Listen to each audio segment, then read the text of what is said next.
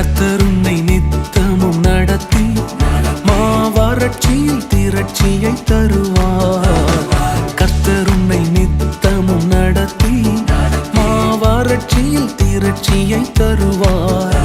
உன் ஆத்துமாவை திருப்தி செய்வார்.